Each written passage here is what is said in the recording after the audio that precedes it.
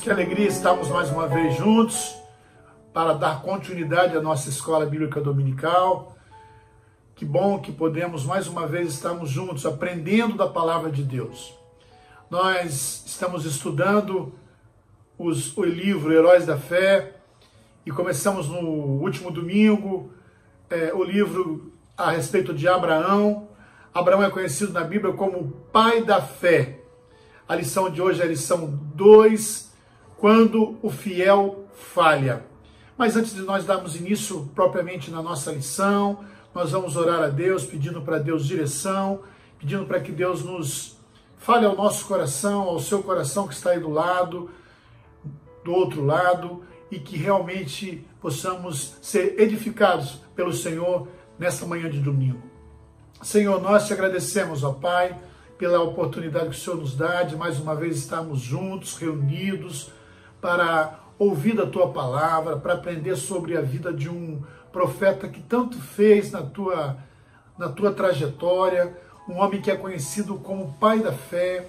Ó Deus, nós somos, ó Pai, muitas vezes, ó Pai, a nossa fé é tão pequena, ó Pai, fazemos tão pouco para o Teu reino, ó Pai, temos estudado a vida de homens, ó Pai, que são parecidos conosco, ó Pai, são como cada um de nós, ó Pai, que fizeram tanto pelo Teu reino, ó Pai, que o Senhor tenha misericórdia das nossas vidas, ó Pai, que o Senhor, ó Pai, possa, Senhor, nesta manhã, ó Pai, estar falando aos nossos corações, ó Pai, tudo que aprendemos, tudo que temos visto, ó Pai, no decorrer desses domingos, ó Pai, possamos colocar em prática na nossa vida, ó Pai, que as pessoas nos vejam como realmente homem de fé, ó Pai, que as pessoas possam ver em nós, ó Pai, desbravadores do Evangelho, como foi Abraão, um homem, ó Pai, que deixou a sua casa, a sua terra, deixou as delícias da sua vida, ó Pai, para ir para uma terra que ela não conhecia, ó Pai.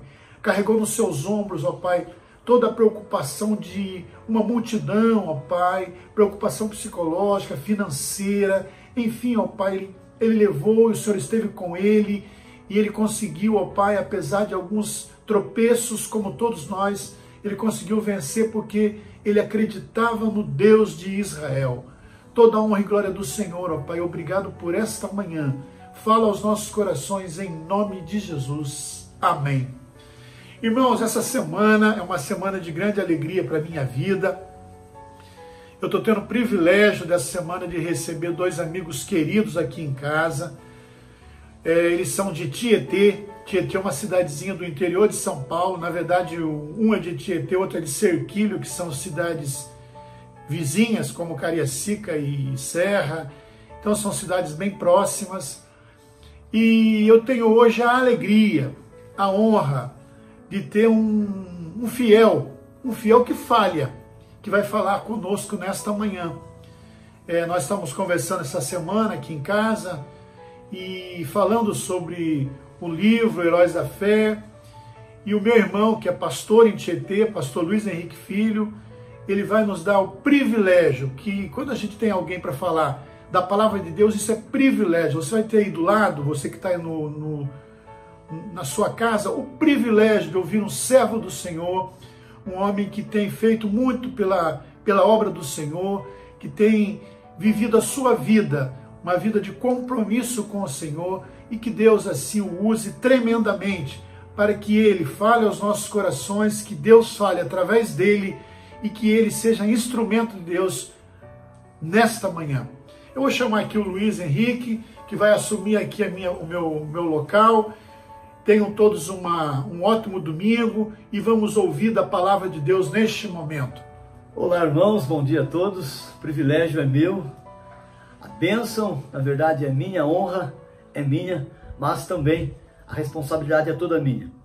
Quando meu irmão Sidney me convidou, como ele disse já nas nossas conversas aqui, né, todas conversas muito saudáveis, falando sobre o tema, nós começamos a conversar sobre esse tema, dialogar, e fomos traçando alguns pontos na nossa conversa, e aí ele me sugeriu, como ele me chama, não, Luizinho, por que você não colabora conosco, não compartilha conosco a palavra de Deus?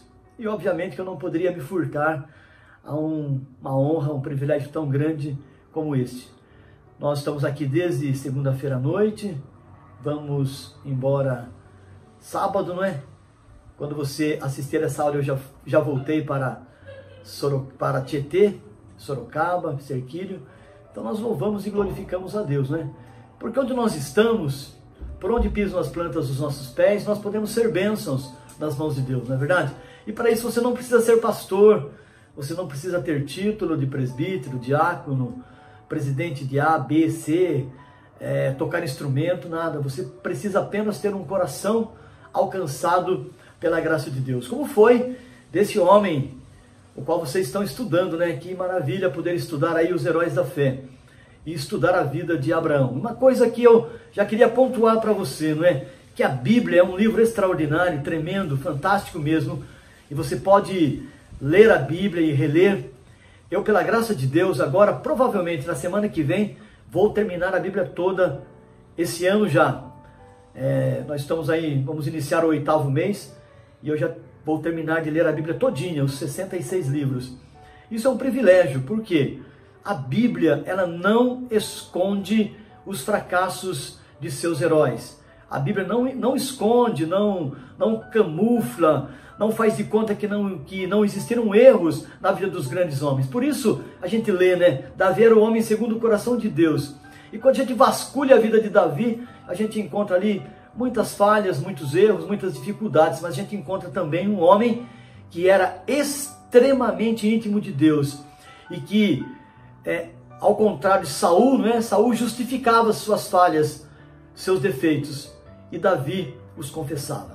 E o que Deus quer de nós? Um coração quebrantado e compungido. Davi mesmo escreveu, e o Espírito Santo nos diz que Deus não rejeita. Então é nessa posição que eu me coloco, com o coração quebrantado, compungido. Sei que tenho meus fracassos, minhas falhas, minha natureza humana, pecaminosa, mas também sei no Deus em que eu confio. Pois bem, Abraão saiu da sua terra, como vocês já viram aí na lição passada, sob a ótica da direção de Deus. O texto diz que Abraão não sabia para onde ele ia, mas ele sabia quem ele seguia. E isso é extremamente importante para você.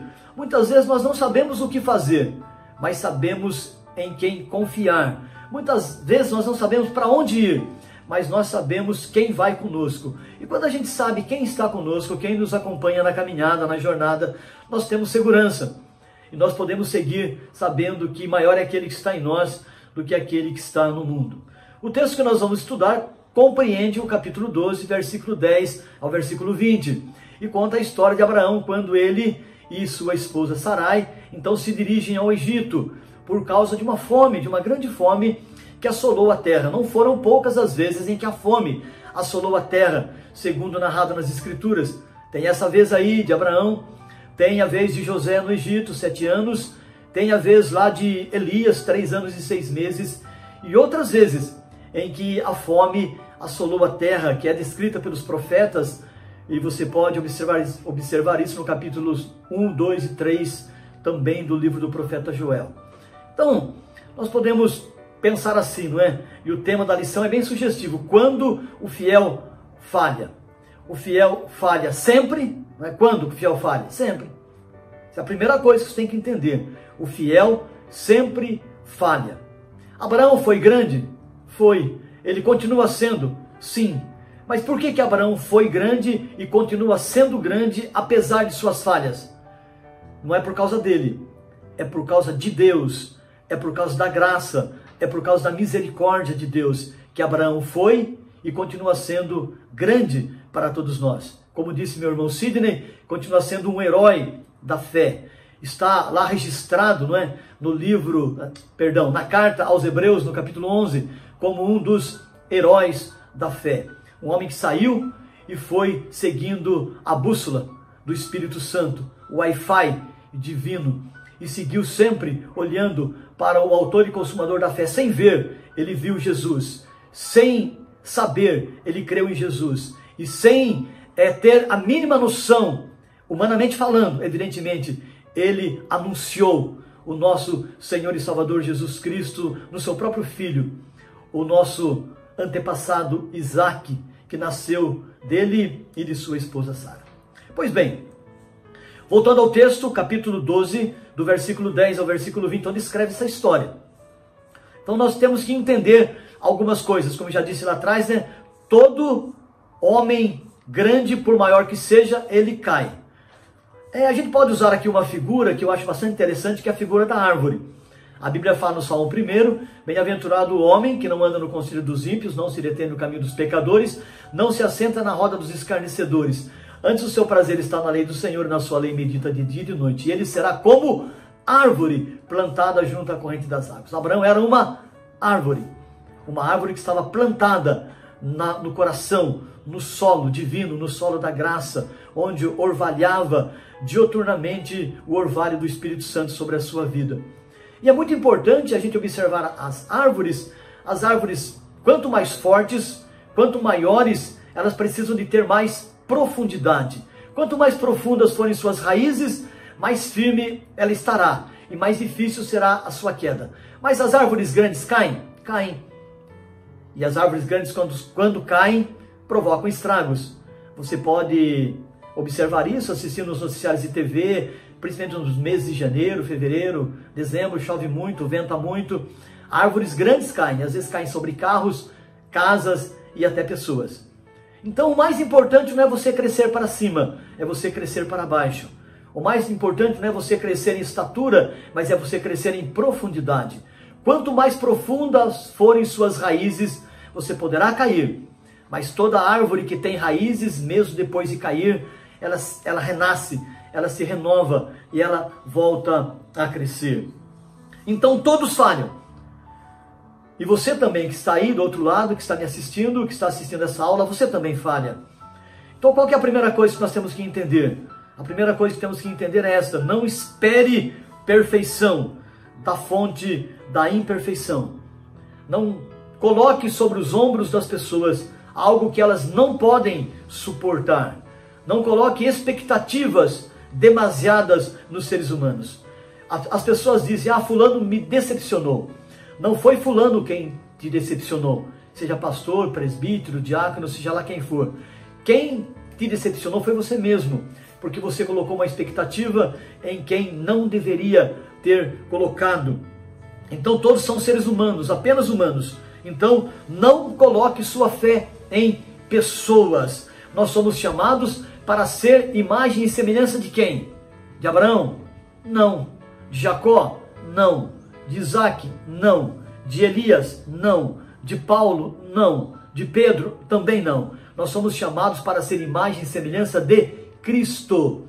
Nós fomos chamados por Deus para sermos conforme a imagem de seu Filho, não conforme a imagem de pessoas. Pessoas podem nos ajudar, claro. Podemos seguir exemplos, sem dúvida. Devemos seguir conselhos, claro. Mas podemos nos firmar em pessoas? Não. Decididamente não. Absolutamente não. Não coloque a sua fé em pessoas, por melhores que elas sejam. Não edifique a sua casa na areia. Construa a sua casa sobre a rocha e sob a graça de Deus. Então o que nós notamos no livro? O livro apresenta 5 tópicos que são muito interessantes. E eu vou descrever para você aqui os 5 tópicos. Quando o fiel falha. E o primeiro tópico do livro diz assim: todo mundo enfrenta em alguma situação da sua vida fome. E o texto começa exatamente assim no versículo 10, né? Que havia fome naquela terra. Todos nós enfrentamos fome. Depois, o segundo tópico do livro, que você já leu, que você estudou com certeza, que está fresquinho na sua mente, diz lá, o que diz lá mesmo? Então diga lá comigo: toda fuga contém uma mentira. Vamos colocar aqui uma palavra condicional. Toda fuga pode conter uma mentira, não é? Porque, olha só, o apóstolo Paulo diz para a gente fugir. Mas essa fuga que o apóstolo Paulo nos orienta a fugir, não contém mentira. Paulo diz assim: fugir das paixões da mocidade. Essa fuga contém mentira? Não, ela não contém mentira. Ela contém verdade. Então eu não diria que toda fuga contém mentira, mas eu diria toda fuga pode conter mentira. Pode conter alguma mentira. A gente pode criar alguma situação, alguma circunstância para poupar a gente mesmo. E isso pode ser perigoso. Então, quando você empreende uma fuga para se poupar, para poupar alguém, ou para sair um pouco da rota divina, isso pode conter, de fato, uma mentira. E nesse ponto nós concordamos com Charles Swindoll, que é um extraordinário escritor, escreveu centenas de livros. A terceira coisa que ele fala, que todo Abraão luta com uma fraqueza. Aí eu concordo. Todo Abraão. Porque todos nós temos a mesma fé que Abraão teve. Certo ou errado? Certo. Por quê? Porque a fé é de Abraão. Abraão é o dono da fé? É o proprietário da fé? Não. Quem que é o dono da fé? É Deus. É isso que o apóstolo Paulo diz, escrevendo aos Efésios capítulo 2. A fé é dom de Deus. Ora, se a fé é dom de Deus, e se eu sou filho da promessa, então eu recebi a mesma porção da fé que Abraão recebeu. Tanto a fé para viver a vida diária, quanto a fé para pedir, crer, perseverar e lutar para que coisas aconteçam, quanto a fé salvadora, que é a fé em nosso Senhor e Salvador Jesus Cristo. Beleza? Então, todo Abraão luta com uma fraqueza. Nós lutamos com fraquezas. Você que está aí, você não luta com fraqueza? Eu luto. E não é só com uma fraqueza, não. Eu luto com várias fraquezas. Várias fraquezas me assaltam todos os dias, dioturnamente. E nós temos que lutar contra elas, porque a vida cristã, a vida com Deus é luta. A vida com Deus é combate. Não existe facilidade na vida cristã. Não existe tranquilidade, não existe sombra e água fresca. Não, a vida cristã é combate, é batalha, é luta. Depois vou falar um pouquinho sobre isso. Quarto, cada concessão, se ela for uma concessão pecaminosa, coloca em risco uma sarai. E aí, no caso, coloca em risco uma vida. Então, se você faz uma concessão, você pode colocar em risco sua esposa, seus filhos, seus pais, seus irmãos, seu negócio, sua profissão. Pode te levar ao fracasso. Então, cuidado com concessões. Ah, como assim? Como assim, Luizinho? Ah, você está trabalhando, voltou a trabalhar, acabou a pandemia, está todo mundo trabalhando, o telefone tocou, quero falar com o Chico. Aí a sua secretária vai até a sua sala, doutor Francisco, o Joaquim deseja falar contigo. Ah, diga para ele que eu não estou. Porque você não quer falar com o Joaquim. Joaquim está atorrando a sua paciência. Joaquim está te apurrinhando. Joaquim está te atrapalhando, você não quer falar com ele. Então você inventou uma mentira, é uma concessão. É uma primeira concessão, e isso pode ser trágico para a pessoa que veio trazer a notícia para você. Ela sabe que você é lá da igreja presbiteriana Laranjeiras, do bairro da Serra, que você ministra louvor, que você canta, e lá no serviço você mente. Parece uma mentira boba, né? À toa, não quero falar. Então, cuidado, e você pode fazer isso com o seu filho, com a sua filha, com a sua esposa. É uma pequena concessão, e são as pequenas concessões que derrubam um edifício. Veja, uma casa não cai por cima, a não ser quando dá um vendaval, né, arranca o telhado, né? Mas a casa cai quando começam as rachaduras no seu alicerce. Então, cuidado com concessões. Mas a gente vai falar mais um pouquinho sobre isso. Vamos lá. Quinto, todo Egito tem um faraó. Todo Egito tem um faraó. Egito na Bíblia, algumas cidades na Bíblia que são consideradas cidades perigosas. Egito, Babilônia, Assíria. Cidades que se levantaram, nações que se levantaram, melhor dizendo, contra o povo de Deus. Egito foi lugar de escravidão. Isaías diz assim: ai daqueles que colocam a sua fé no Egito, daqueles que vão atrás do Egito por causa de seus muitos cavalos e muitos carros. O Egito, se alguém encostar nele, ele é como um estrepe, vai atravessar a sua mão. Cuidado com o Egito. Cuidado com o Egito. Cuidado por onde você anda. Cuidado onde você ancora a sua fé, a sua esperança, as suas finanças. Não é governo, não é dinheiro.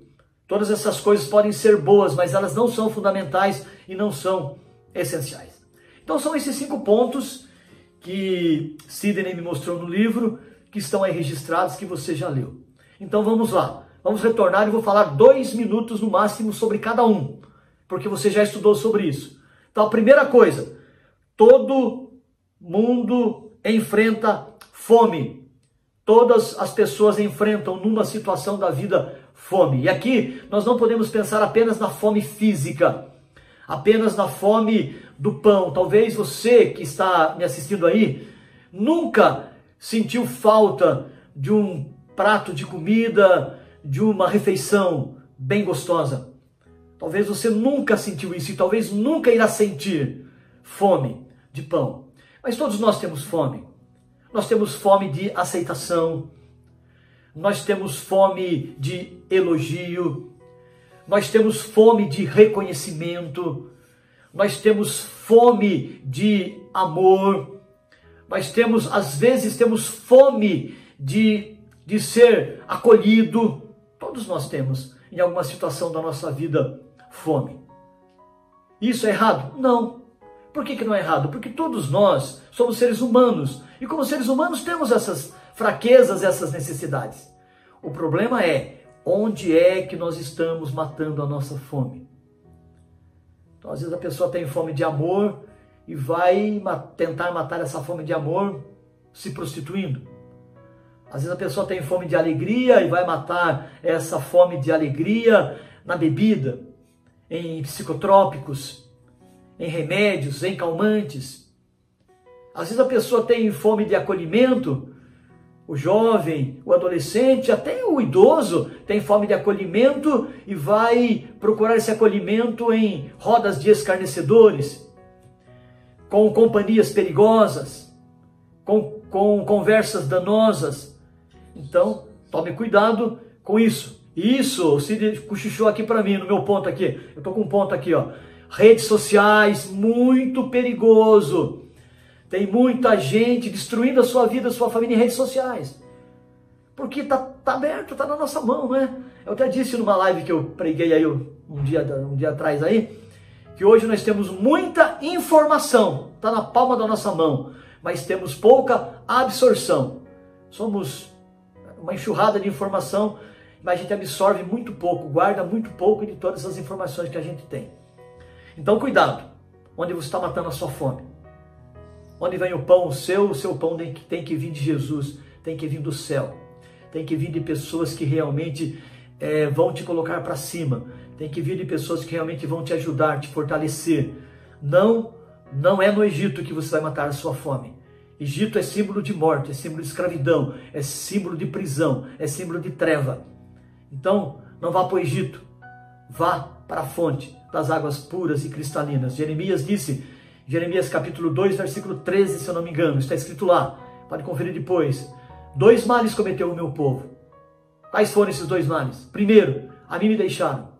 Já é um mal deixar a Deus. Mas qual foi o segundo pior que o primeiro? O segundo foi, cavaram para si cisternas rotas e vazias, deixaram a fonte das águas vivas. Segundo, diz lá, toda fuga pode conter uma mentira. Então, às vezes nós fugimos de certas situações. Já disse lá ali atrás, né? Nem vou me deter muito nisso. Isso pode causar uma situação de desconforto para alguém. E às vezes para nós mesmos. Às vezes nós estamos fugindo da responsabilidade. Estamos fugindo de Deus. Estamos fugindo do nosso compromisso. Então nós assumimos o compromisso. Vamos pensar em coisas simples. Você faz a profissão de fé. Não, vamos pensar em coisa mais simples, mais banal, porque é uma classe de adultos aqui, né, Sidney? Isso. Uma classe de adultos. Então você faz a promessa lá que quando você batiza seus filhos, você faz os votos. Quais são os votos? Prometo que vou orar com meu filho, ler a escritura, trazê-lo à igreja, culto doméstico. E você promete isso quando seu filho tem 6 meses, 5 meses, 4 meses. E aí você não faz isso. Você está fugindo da sua responsabilidade. E isso pode trazer graves consequências para o seu lar, para a sua família. Você promete, quando você casa, ser fiel na alegria e na tristeza, na saúde e na doença, na prosperidade e na escassez, Aí quando vem a primeira tempestade, você quer deixar a sua esposa. Toda fuga contém uma mentira. E a mentira não é de Deus.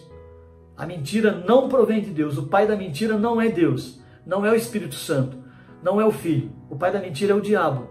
E a mentira que está envolta em treva sempre trará consequências danosas para a sua vida. Abraão fugiu, foi para o Egito, e o que ele fez no caminho? Sara, é o seguinte, ó, você é bonita, você é formosa, você é atraente, você é uma mulher, ó, nota 10. E outra coisa, eu sou 10 anos mais velho que você. Então a nossa idade já está meio disparada aí. É como eu e Fabiana, eu sou 10 anos mais velho que ela. Então, Sara, é o seguinte, ó, você chega lá no Egito e você fala que é minha irmã, tá? E aí eu vou ser bem tratado. Então Abraão pensou nele, não pensou em Sara. Ele pensou na sua segurança, mas não pensou em Sara. Não é? E Sara realmente fez isso, e vocês já leram o texto e vocês sabem o que aconteceu. Se não fosse a graça, a misericórdia, o cuidado, o favor, a benignidade e todas as virtudes positivas de Deus, Abraão não estaria registrado na história como o pai da fé, mas como um homem que falhou terrível e letalmente. Terceira coisa, todo Abraão luta com uma fraqueza, já falei sobre isso. Você é fraco, eu sou fraco, todos nós somos fracos. Por quê? Porque nós somos humanos, nós não somos Deus. E se temos alguma força, se temos alguma virtude, isso não vem de nós, é de Deus.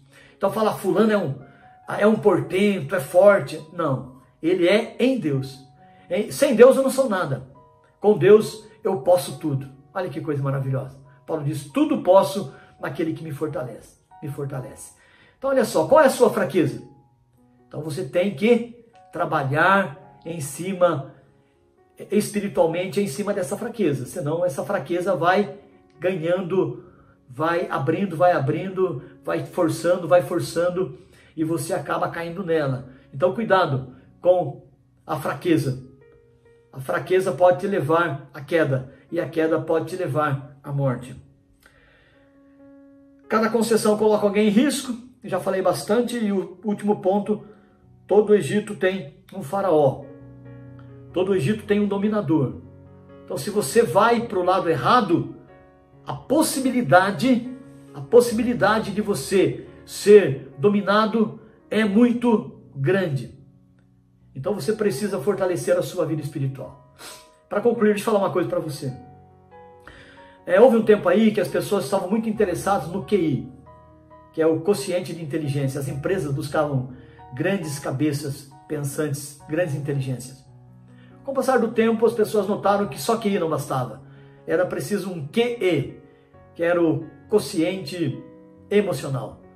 Então, eles queriam pessoas inteligentes, mas também queriam pessoas que soubessem transitar, conversar, pessoas que conseguissem se relacionar em alto padrão. Então, tão importante quanto o quociente de inteligência era e é o quociente emocional. A pessoa saber transitar, saber conversar, saber se relacionar. Isso é tão importante. E às vezes as empresas hoje até preferem uma pessoa que tenha menos capacidade, mas tenha mais equilíbrio emocional. As empresas preferem, porque as deficiências de capacidade intelectual, de absorção, de entendimento podem ser supridas com treinamentos, cursos, etc. Mas as questões emocionais são bem mais difíceis de serem tratadas, de serem trabalhadas. Mas eu diria para você que além do QI, que é o quociente de inteligência, mais que o QE, que é o quociente emocional, existe um outro QE, que é a base de tudo, que é o quociente espiritual.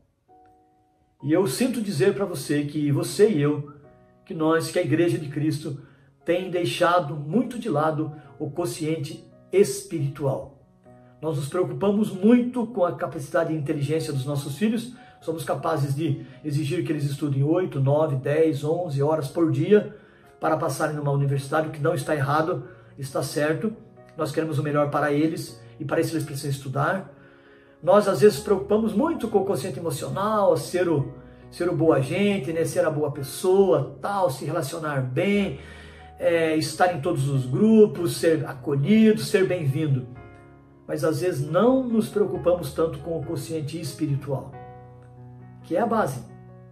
É a base. O que vai garantir você lá na frente não será a sua inteligência. O que garantirá você lá na frente não será a sua emoção bem equilibrada. O que garantirá você lá na frente será a sua base espiritual. Quanto tempo eu tenho investido na minha vida espiritual? Quanto tempo eu tenho investido na minha vida com Deus? Na minha vida de oração, na minha vida de leitura da palavra, na minha vida do relacionamento espiritual dentro da minha casa, com culto doméstico, com leitura da Bíblia, com momentos que realmente edificam a minha casa, a minha família. Às vezes nós queremos que a igreja supra uma necessidade, uma carência que nós somos os responsáveis. É como aquele negócio, né, que nós queremos falar assim, a escola é responsável pelo meu filho, a igreja é responsável pelo meu filho. Não, a escola pode formar seu filho, mas jamais educar. Quem educa seu filho é você. Você e sua esposa, você e seu esposo. A educação se dá na casa, não na escola. Quem cria nossos filhos não é a igreja. Muitas pessoas me dizem, eu sou pastor há 30 anos, e já ouvi várias vezes isso. Ah, pastor, criei meu filho na igreja e hoje ele está fora. E sabe o que eu digo para essas pessoas? Criou na igreja, criou errado. E as pessoas ficam assim assustadas. Como? Se eu criei na igreja, criei errado. Filho não se cria na igreja, filho se cria em casa. A igreja ajuda? Claro que ajuda. A UPA, a Mocidade, a UCP, o Hall do Berço, é maravilhoso, desde a eternidade. Mas eles não podem fazer aquilo que é minha responsabilidade. Não podem fazer aquilo que é sua responsabilidade. Então, meu amigo, minha amiga, meu irmão, meu querido, minha querida, você que ficou aí esses quase 30 minutos me ouvindo, olha só, cuide do seu quociente espiritual. Gaste tempo. Comece com 5, logo você vai ter 10, 20, 30 minutos de oração. E eu vou ensinar você como fazer isso agora. Então se você entra no trabalho 8 horas, levante 15 para 7. Lave seu rosto, escove seus dentes, penteie seu cabelo, gaste 5 minutos para isso. As mulheres podem gastar 10. 5 para 7. Você começa o seu ritual com Deus. É ritual mesmo. Ritual é uma coisa que a gente faz sempre. Ou você pode, se não quiser usar a palavra ritual, pode usar a palavra disciplina. Você começa a sua disciplina com Deus. Como você faz isso? Pode colocar um louvor. Se você não está bem a fim de cantar de manhã, seu celular aí tem Spotify, com certeza. Nesse Spotify aí ou no YouTube, você encontra dezenas de louvores. Coloca um louvor que exalta a Deus.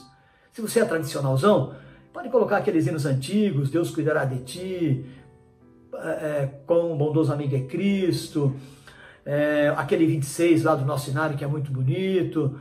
Você pode colocar um hino, ou se você é mais jovem, gosta mais de louvor, coloca os louvores, Paulo César Baruch, Logos, um louvor que exalte o nome de Deus. Louve junto. Eu sou desafinado, não tem problema. Louve junto. 5 minutos de louvor. Depois, 5 minutos de só falando coisa bonita de Deus. Só exaltando o nome de Deus. A gente chama de adoração. Lembre dos atributos de Deus: onisciência, onipresença, onipotência, verdade, longanimidade, fidelidade, mansidão, bondade, o que mais? Verdade, todas as virtudes que você lembrar de Deus. Pode lembrar de Jesus também. Eu sou de Jesus. É lindo. Pão da vida, água da vida, luz do mundo, ressurreição e a vida, a porta, pastor, tudo que Jesus é. 5 minutos. Depois, já deu 10. E você não vai sentir. Já deu 10. Depois, 5 minutos de intercessão. Interceda pelo seu pastor. Interceda por aquela pessoa que está com problema. Comece a dizer que você ama essa pessoa. Ó Deus, eu amo essa pessoa em teu nome. Comece a orar por uma pessoa com a qual você tem alguma dificuldade. Interceder por ela. Interceda pelos seus filhos, pela sua esposa, pelo seu pastor, pelos seus presbíteros, pelos diáconos, pelos missionários, pelas missionárias, pelo governo. Mesmo que você não concorde com o governo, não concorde com o Bolsonaro. Você não foi chamado para concordar com o Bolsonaro, nem para discordar. Você foi chamado para orar pelas autoridades. Então ore pelas autoridades. Ore por elas, peça misericórdia. Se houver pecado nelas, peça para Deus revelar, para Deus derrubar, para Deus destronar. Ore. interceda. 15 minutos. Aí 5 minutos só de batalha espiritual. Entre no reino da batalha espiritual. Entre na...